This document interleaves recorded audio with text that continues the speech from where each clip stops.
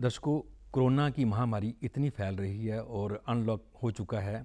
आज हमारे स्टूडियो में इस पे बातचीत करने के लिए कि कोरोना है क्या, कैसे फैलता है और इससे कैसे बचा जाए, गवर्नमेंट मेडिकल कॉलेज हॉस्पिटल के एमएस और माने हुए orthopaedic doctor professor Ravi Gupta ji हमारे स्टूडियो में हैं। डॉक्टर साहब, आपका स्वागत है। डॉक्टर साहब, 32 वाले हॉस्पिटल में, चंडीगढ़ में पीजीआई में और 32 वाले हॉस्पिटल में 16, ये तीनों जो प्रोमिनेंट जो हॉस्पिटल रहे हैं, बहुत एक काम किया कोरोना के जब लॉकडाउन था। तो अभी लॉकडाउन खुल चुका है, अब ये इतनी संख्या में पेशेंट बढ़ रहे हैं, तो बताइए ये क्या होगा फिर इसके बारे में?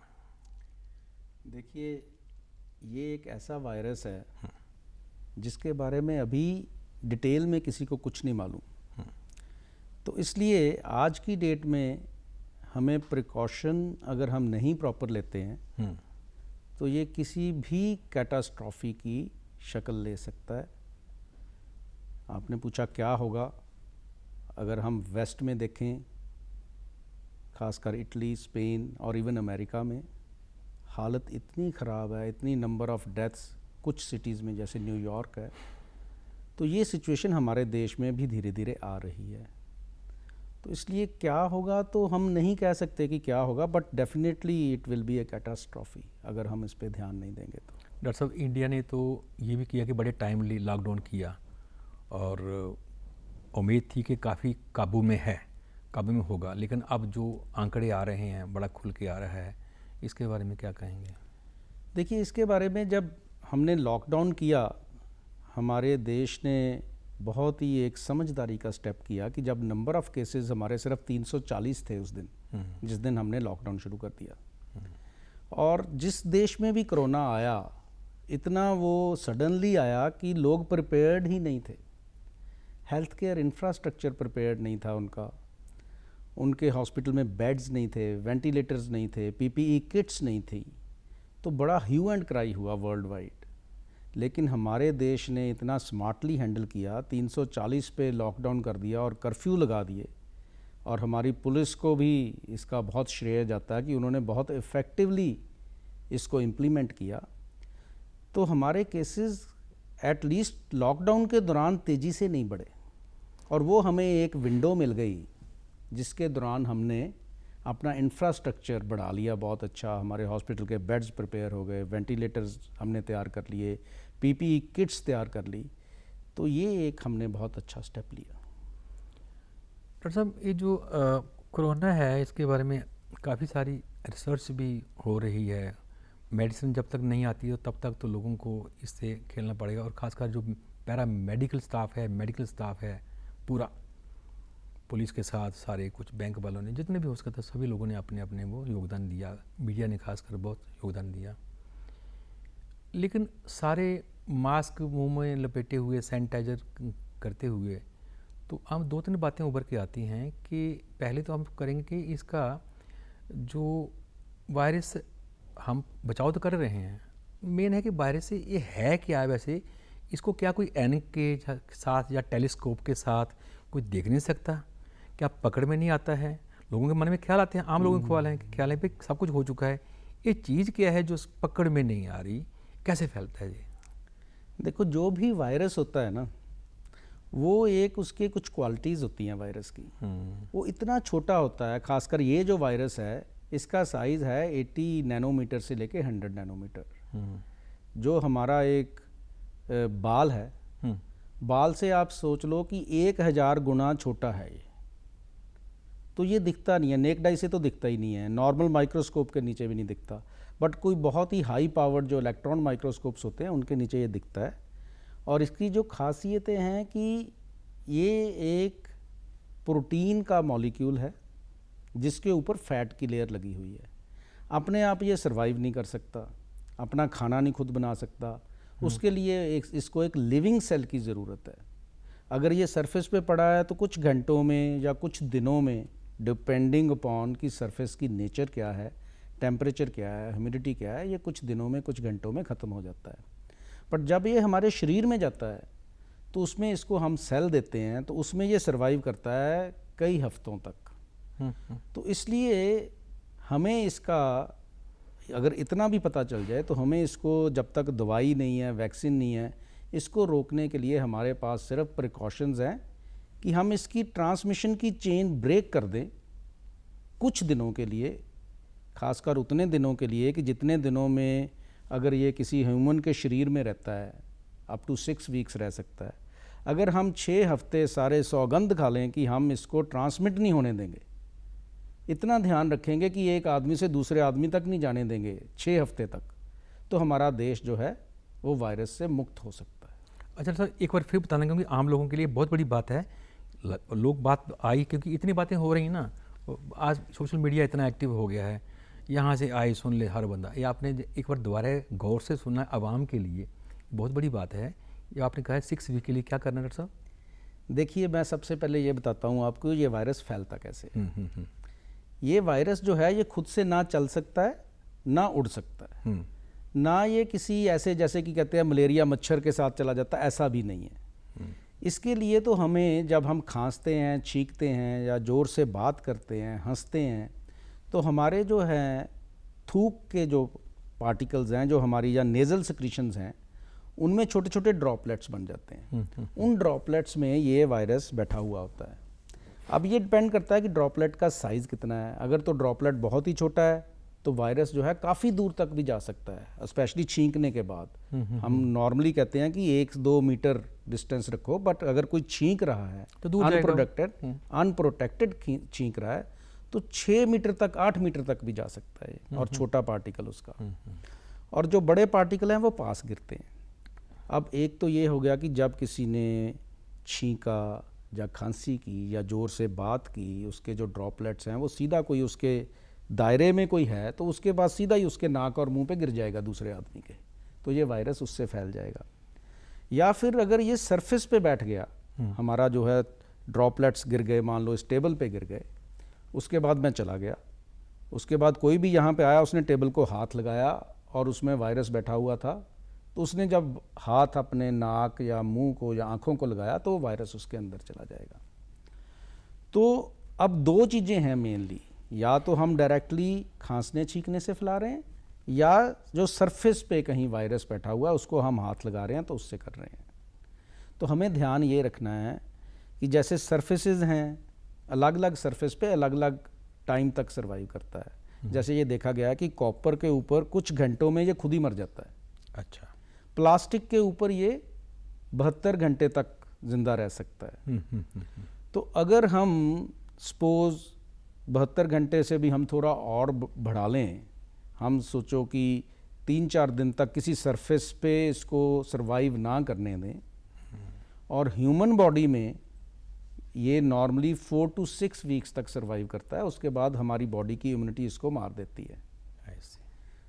तो अगर हम ये 6 हफ्ते तक ना तो सरफेस से इसको जाने दें किसी के पास, इतनी क्लीनलीनेस रखें सरफेसेस की, टच ना करें, अगर टच कर लिया बार बार हैंड को सैनिटाइज करें सोप से, वाटर से या अल्कोहल बेस्ड सैनिटाइज़र से, और हम अपना मुंह ढक के रखें मास्क से या किसी कपड़े से, ताकि हम उसको ड्रॉपलेट से दूसरे आदमी तक ना पहुंचाएं। और ये ध्यान रखें कि हम अपने आँखों को हाथ ना लगाएं बार बार, मुंह को हाथ ना लगाएं, और क्राउडेड प्लेसेस को हम अवॉइड करें जहाँ पे ट्रांसमिशन के चांसेस ज़्यादा हैं। तो ये सारा ध्यान रखने से अगर हम 6 वीक्स तक, 8 वीक्स तक लगा लो, चलो हम एब्सोल्यूट हो जाएं कि 8 हफ्ते तक ये वायरस जो है अगर मेरे अंदर है तो मेरे अंदर ही ख़त्म हो जाएगा, मैं इसको बाहर नहीं जाने दूंगा, दूसरे आदमी तक नहीं जाने दूंगा। लगभग 2 महीने की बात है। 2 महीने की बात है, तो हमारा देश पूरा इससे मुक्त हो जाएगा। न्यूजीलैंड एक बहुत अच्छी एग्जाम्पल है हमारे लिए। उन्होंने वायरस से मुक्त हो गए हैं न्यूजीलैंड, क्योंकि उन लोगों ने इतना बढ़िया सोशल डिस्टेंसिंग और फिर ये जो है मास्क और हैंड हाइजीन ये इतना बढ़िया किया, एब्सोल्यूट कर दिया।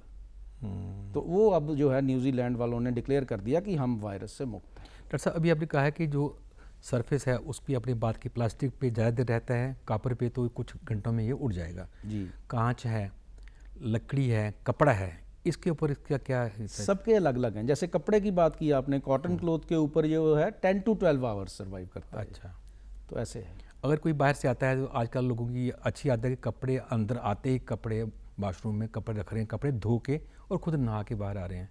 कुछ लोग नहीं नहा सकते, कपड़े नहीं धो सकते बार बार, तो कपड़े उतार के सर कितनी देर धूप में रखने या कहाँ रखने, वो थोड़ा बताते हैं जरा। देखो बेस्ट तो यही है, सबके घर में गर्म पानी करने का इंतज़ाम है, अगर नहीं भी साबुन है, अगर हम 70 डिग्री सेंटीग्रेड पानी में इसको 20 से 25 मिनट डाल दें कपड़ों को, तो ये वायरस ख़त्म हो जाता है। This is the best.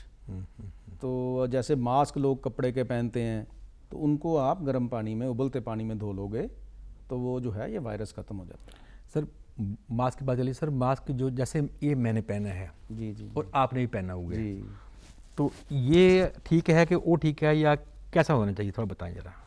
देखो मास्क की कई किस्में हैं, ज़्यादातर 2 किस्में हैं। एक जो मैंने पहना हुआ है इसको हम सर्जिकल मास्क बोलते हैं, ट्रिपल लेयर्ड सर्जिकल मास्क। जो आपने पहना हुआ है ये N95 mask with A valve, इधर साइड पे आपके वॉल्व लगा हुआ है ये। तो अब देखो हमें अपने आप को भी बचाना है और दूसरे को भी बचाना है अपने आप से। अब ये जो सर्जिकल मास्क जो मैंने पहना हुआ है, अगर मेरे अंदर वायरस है और अगर मैं अपना नाक और मुंह इससे ऐसे ढक के रखता हूं, तो मेरी सिक्रीशंस जो हैं वो बाहर बिल्कुल नहीं जाती। अगर आप मेरे पास भी आ जाओगे, आप मेरे से ऑलमोस्ट 100% प्रोटेक्टेड है। बट ये जो सर्जिकल मास्क है, इसके साइडों पे थोड़े थोड़े छेद हैं। अगर आप मेरे पास आके ड्रॉपलेट छोड़ोगे तो मैं 100% प्रोटेक्टेड नहीं हूँ आपसे, क्योंकि ये मास्क ये देखा गया है 60 to 70% प्रोटेक्शन देता है फ्रॉम अदर्स। जो आपके वाला मास्क है इसको हम N95 मास्क बोलते हैं यूजली। ये जो है दूसरे को प्रोटेक्शन तो पूरी देगा अगर आपने ये कवर किया हुआ है, लेकिन आपको 95% प्रोटेक्शन देगा, तभी इसको N95 बोलते हैं। अगर आप मेरे पास हैं और मैं बिना मास्क के कुछ बोल रहा हूं और मेरे ड्रॉपलेट्स आपके पास जा रहे हैं, हाँ। और आपने ये पूरा पहना हुआ है और इसको ऐसे प्रेस कर लेना चाहिए नाक हाँ, में, ताकि कोई भी स्पेस ना हो, ठीक है, तो ये आपको 95% प्रोटेक्शन देता है, इसलिए इसको N95 बोलते हैं। यूजली ये रिकमेंडेड है कि जो अगर हम सब लोग मास्क पहन लें, स्पेशली इन पब्लिक प्लेसेस, ये वाला अगर पहन लें, तो हम दूसरे को प्रोटेक्ट कर देते हैं ऑलमोस्ट 100%। राइट। ये वाला mask mostly health care workers के लिए है। अच्छा, क्योंकि वो पेशेंट को देखते हैं, एग्जामिन करते हैं, तो ये उनको बेटर प्रोटेक्शन देता है फ्रॉम दी अदर्स। तो ये जो मैंने पहना है ये ठीक है कि नहीं? ठीक है, बहुत बढ़िया है। बढ़िया। इसमें जो आपका ये वॉल्व लगा हुआ है, ये थोड़ा आपको कंफर्ट देता है। हाँ। तो लेकिन ये वॉल्व जो है ये भी 2 तरह के आते हैं, एक में तो फिल्टर लगा होता है, वो यूजली नहीं मिलते। तो ये वॉल्व जो है कुछ वायरस छोड़ भी देता है बाहर को, तो दूसरों को प्रोटेक्शन कम देता है। ये एक्चुअली तो आपके लिए ज़्यादा अच्छा है, ये दूसरों के लिए ज़्यादा अच्छा है। डॉक्टर साहब, जैसे हम थोड़ा पहले हमने चेयर पास की थी तो आपने दूर करवा दी, तो क्या ये हमारा डिस्टेंस कितना होना चाहिए? देखिए आइडियली तो एटलीस्ट 2 मीटर्स। हम जो है रफली, आपको याद होगा जब मैंने पीछे कराई थी, मैंने आपको बोला था कि आपकी बाजू मेरे बाजू से टच नहीं होनी चाहिए। बिल्कुल, आप करिए आगे। हाँ ठीक है, ये टच नहीं हो रही ना, 2 आर्म लेंथ बोलते हैं हम इसको, कि एटलीस्ट 2 आर्म लेंथ जो है हम रहें एक दूसरे से। तो क्योंकि आपने बोला कि भी हम बात करेंगे तो मतलब थोड़ा मास्क हम नीचे करेंगे, तो मैंने बोला फिर सोशल डिस्टेंसिंग बहुत बढ़िया रहनी चाहिए अगर हमने मास्क नीचे। तो अगर इतना डिस्टेंस हर आदमी रखे मार्केट में जाते हुए भी, तो 2 महीने एक दूसरे से हाथ, तो आजकल कोई मिला नहीं रहा, वैसे हाथ जोड़ ही रहे हैं। जी, तो मेरे ख्याल में फ़र्क पड़ेगा। अब उसमें मैं 2-3 चीज़ें और ऐड कर दूंगा। इतना डिस्टेंस रखे, प्लस जैसे कफिंग स्नीजिंग है ना, उसमें तो 6 मीटर तक भी जा सकता है। तो मास्क हमेशा लगा हो पब्लिक प्लेसेस पे। फिर इतना डिस्टेंस आपको प्रोटेक्ट नहीं करता, आप अगर स्नीज कर रहे हो, छींक रहे हैं, उसको बोलते हैं हम आजकल कफ एंड स्नीज एटिकेट्स। तो हम सब ने वैसे तो लॉकडाउन के दौरान सीख लिए हैं, बट हमें अभी भी हम देखते हैं कि पब्लिक प्लेसेस पे कुछ लोग जो है वो सोचते हैं कि भी शायद हमें तो कभी वायरस होगा नहीं, ना हमसे ट्रांसमिट होगा, विच इज़ सैड। सर ये जो है आपने कहा ना कि एटीट्यूड है, कफिंग स्नीजिंग एटीट्यूड, लेकिन लोगों को में एटिकेट, लेकिन लोगों का जो एटीट्यूड बहुत है ना लोगों में, वो लेकिन नहीं उनकी मानते। थोड़ी एजुकेशन का भी है। मैं एक चीज़ और आपको बताना चाहूँगा कि हम अक्सर ये सोचते हैं कि वायरस जो है वो जिसको बीमारी है उसी से फैलेगा, जिसको सिम्टम्स है। पर आपने देखा कि लॉकडाउन के बाद एकदम केसेस बढ़ने शुरू हो गए। अब जिसको सिम्टम्स आ जाते हैं ना, उसको तो समझ आ जाती है कि मैंने क्या करना है, क्या प्रिकॉशन लेनी है। जिसको अभी सिम्टम नहीं आए हैं, उसके अंदर वायरस है, वो थोड़ा सा लूज हो जाता है कि भी मेरे अंदर तो वायरस है नहीं, उसको नहीं पता। और जिससे आप बात कर रहे हैं दूसरा भी सोचता है कि इसको तो बुखार नहीं है, तो वो प्रिकॉशन जब कम लेते हैं तो वायरस बड़ी तेज़ी से फैलता है। सो जो एसिम्टोमेटिक लोग हैं, जिनमें अभी सिम्टम्स नहीं हैं, वायरस आ चुका है, वो सबसे डेंजरस हैं सोसाइटी में ट्रांसमिशन में, स्पेशली लॉकडाउन पीरियड खुलने के बाद। तो हमें ये सोचना चाहिए आज की डेट में, हम ये सोचें कि हम सबके अंदर वायरस है, ये सोच के चलें। है नहीं है, बट हम सोच के चलें कि क्योंकि मेरे को नहीं पता मेरे अंदर है कि नहीं है, आपको नहीं पता आपके अंदर है कि नहीं है, टेस्ट करके पता चलेगा। अगर हम ये सोच के चलें कि हम सबके अंदर वायरस है और वो सारी प्रिकॉशंस लें कि हमने स्प्रेड नहीं होने देना, तो ये इसका जो है ट्रांसमिशन का जो साइकिल है वो टूटेगा। डॉक्टर साहब, अभी बात हुई कि सिम्टम्स, लोगों को पता है कि बुखार खांसी वगैरह होना, आप थोड़ा सा सिंपल लैंग्वेज में, आम लोगों की भाषा में बताएं क्या क्या इसके लक्षण क्या हैं। देखिए, जो कॉमन सिम्टम्स हैं वो है फीवर, बुखार 100 डिग्री से ज़्यादा होना चाहिए या 99.5 से ज़्यादा होना चाहिए, और ड्राई कफ, शरीर टूटना, सांस लेने में दिक्कत होना। फिर अभी एक और देखा गया, कुछ सिम्टम्स ऐड किए हैं अभी वर्ल्ड WHO ने, कि जैसे कि इवन डायरिया जो है या पेट दर्द है, ये देखा गया कि 23% लोग ऐसे होते हैं जो सिर्फ डायरिया से ही प्रेजेंट करते हैं। और अभी रिसेंटली ये देखा गया है कि अगर किसी को मुंह का स्वाद बिगड़ गया है या उसको जो स्मेल में डिफरेंस पड़ गया है, पता नहीं चलता कि सुगंध कैसी है, तो वो भी इसके सिम्टम्स हो सकते हैं। तो ऐसे सिम्टम्स जो हैं वो सारे हमें ध्यान में रखने चाहिए। डॉक्टर साहब, एक और बात आई है कि सैनिटाइज़र, आजकल तो जिनको नहीं पता था ये लफ्ज़ आ गए हैं ज़ुबान पे, मास्क, सैनिटाइज़र, सोशल डिस्टेंसिंग, गांव-गांव में हर बंदा ये बोल रहा है। सैनिटाइज़र में अल्कोहल, लोग बोलते हैं अल्कोहल है जी, आप तो पूछते हो कि दारू में कुछ नहीं, तो दारू ही काम आ रहा है। कई लोग जो पीने वाले सौ बहाने मारते हैं अपनी तरह से। वैसे तो ऐसी बातें भी आ रही हैं कि हमें गंगा जल की बजाय आजकल हम अल्कोहल से हाथ धो रहे हैं, पता नहीं कौन से गुनाह किए हैं। गुनाह किए हैं, लेकिन ये एक गुणकारी साबित हो रहा है जी। जी जी जी। तो इसमें कौन सा इतना गुण है कि वो अल्कोहल बेस्ड ही सैनिटाइजर होने चाहिए? देखिए, अगर हम वायरस का स्ट्रक्चर देखें, जैसे कि मैंने पहले बताया था कि एक प्रोटीन मॉलिक्यूल के ऊपर एक फैट की लेयर लगी हुई है, जैसे कि हम ऑयल कह देते हैं ना। तो अगर आपके किसी कपड़े पे ऑयल लग जाए ना, तो वो पानी से नहीं जाएगा, या तो उसको साबुन और पानी से धोगे, क्योंकि जो फैट है वो सोप में, डिटर्जेंट में वो घुल जाता है, या फिर अल्कोहल में घुलता है फैट। और तीसरी चीज़ मैं एक और ऐड करना चाहता हूँ जनरल पब्लिक के लिए, कि जो फैट है, हम देखते हैं कि घी है, अगर हम उसको गर्म करते हैं तो वो डिज़ोल्व हो जाता है। तो ये वायरस का फैट जो है 70 डिग्री सेंटीग्रेड के ऊपर या इवन 60 के ऊपर, ये इसकी फ़ैट की लेयर ख़त्म हो जाती है, तो प्रोटीन मॉलिक्यूल सर्वाइव नहीं कर सकता। तो इसलिए अगर आप कहीं जाते हो, आजकल तो हम खाने पीने का भी परहेज़ रखते हैं कि कहीं खाएं ना, उसमें ही ना कहीं वायरस हो जो खा रहे हैं। तो जो गर्म चीज़ें हैं, जैसे चाय है, बिल्कुल उबलती चाय आप अगर लेते हो तो वो रिलेटिवली सेफ़ है। ठंडी चीज़ें हमें अवॉइड करनी चाहिए। तो डॉक्टर साहब, अब क्यों लोग, अब हालांकि थोड़ा लाइटर मूड में क्यों सीरियस बातें कर रहे हैं, बात बड़ी सीरियस, थोड़ा सा मैं थोड़ा लाइट में आता हूँ। कई लोग बोलते हैं हम तो दारू पीते हैं जी, अब तो हमें तो कुछ होने वाला नहीं है, अल्कोहल बेस्ड सैनिटाइजर, तो उनको ज़रा थोड़ा सा बताएंगे आप? देखिए, ऐसे है कि ये जो वायरस है वो हमारे नाक, मुंह और आँख के रास्ते हमारे अंदर जाता है, और वहाँ के जो सेल्स हैं उसके अंदर जाके बैठ जाता है। जब हम दारू पीते हैं वो हमारे शरीर में अल्कोहल जाती है, उसके बाद वो अब्जॉर्ब होती है, ब्लड में जाती है। जब ब्लड में वो 70% से ऊपर नहीं जाती है उसकी मात्रा। वैसे भी जो आप जिसको आप दारू बोलते हैं वो 40% होती है, एब्सोल्यूट अल्कोहल नहीं होती। सही। तो उससे ये वायरस मरता नहीं है। और दूसरा ये है कि आपने सुना होगा कि कुछ लोग जो हैं वो बड़े हाई रिस्क हैं, जिनको कि बीमारी अगर हो जाए तो उनके बचने के चांस दूसरे से कम हैं। तो हाई रिस्क में क्या आता है? Diabetes, heart disease, blood pressure. तो ये जो दारू है ये सारी चीज़ें बढ़ाती है। तो इसलिए ये लाइटर वेन में ही ठीक है ये कि भी दारू जो है बट एक्चुअली ये दारू ठीक नहीं है, हानिकारक है। डॉक्टर साहब बात की हाथ धोना, सैनिटाइज़र यूज़ करना, डिस्टेंसिंग बात हुई। आप जो मास्क पहनते हैं जी। तो मास्क कितनी देर पहन के हम रीयूज़ कर सकते हैं? कि लोग होते हैं कि घर में जाके साबुन से अच्छी तरह धो के, डेटोल से या किसी और जो चीज़ है सुखा के या प्रेस करके दोबारा यूज़ कर सकते हो, तो कितनी देर इसको रिसाइकलिंग इसकी या यूज़ कर सकते हो, रीयूज़?